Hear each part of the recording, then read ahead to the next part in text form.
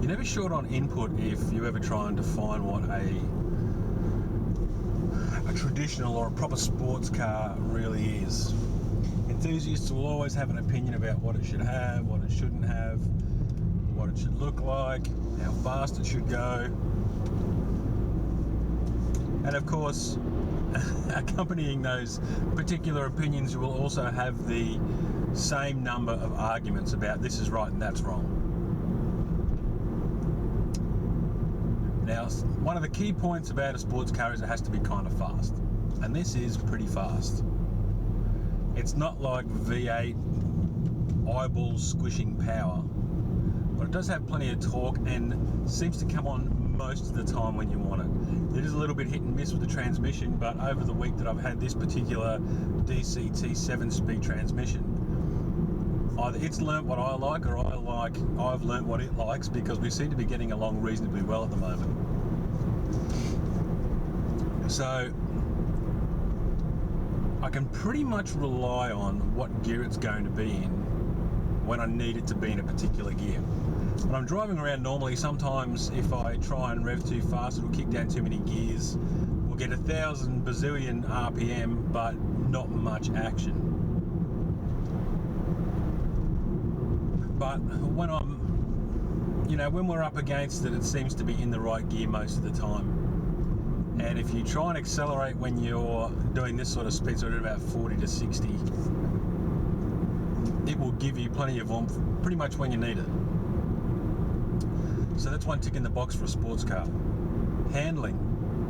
This does handle like a sports car. It sits quite flat. Suspension can be a little bit hard, which is good because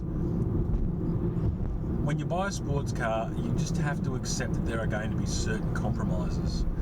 And in particular, you can't have a car that can be soft and hard at the same time unless you start getting things like electrically controlled magnetic suspension and all that sort of thing, and all the whiz-bang stuff that comes with the higher end European type products. And of course, to get those, you have to pay through the eyeballs. No, I don't like to do that.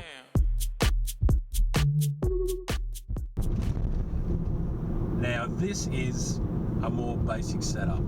The suspension is pretty hard, corner's flat, but it hangs on like you wouldn't believe. It's quite good until when you come out of the corner, you run into the issue that I usually have with sports cars of this particular configuration, and that's being front-wheel drive. And the main issue with a front-wheel drive sports car is that you can't apply power and steer at the same time, not without some pretty serious electrical intervention anyway. And at that point, this is when the Veloster sort of gets to its limit. If I'm coming out of a corner, I want to floor it and get some more power coming out, ESP will cut in. It's a little bit more restrictive than you would probably need, and it doesn't really allow much slip in the front end at all. Which doesn't really matter, because if you start letting more power and more slip in, you're just going to understeer anyway. You're not going to have any grip, and you probably won't get around the corner. So maybe they've got the balance right, but that's the only part of this package that doesn't really fit the sports car definition in my mind, traditionally anyway. There are also other certain expectations that people have about cars, and one of them is that it doesn't look like a basketball boot, which is exactly what this car looks like. It's kind of like a moon boot, space boot, and I'll have to admit that I do really like the matte blue paint job on this. It's at first, when you first see it, it kind of looks like somebody's done a metallic blue paint job, but they've forgotten to put the clear coat on it. That's basically what it looks like. But as you become more familiar with it, it's actually really quite attractive. You can get it in different light, and it really promotes the eccentric bodywork and design style that has gone into making this car. No, I don't like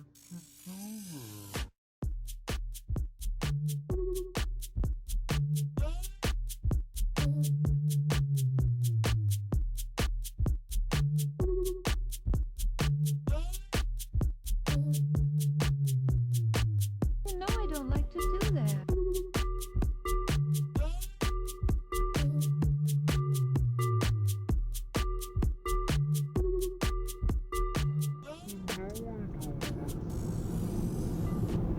I'm really struggling about whether or not I like this better than the manual. Obviously, I like the level of control in the manual, but there's something about this transmission. It's noisy. Like when you get up, it starts making a lot of noise, and I really like that. I like to be aware that I'm sticking the boot into my car. I don't like these quiet, tuned down exhausts.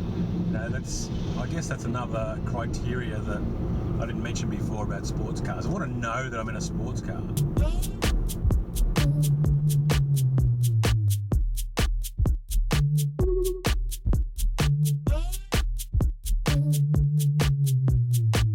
You know I don't like to do that.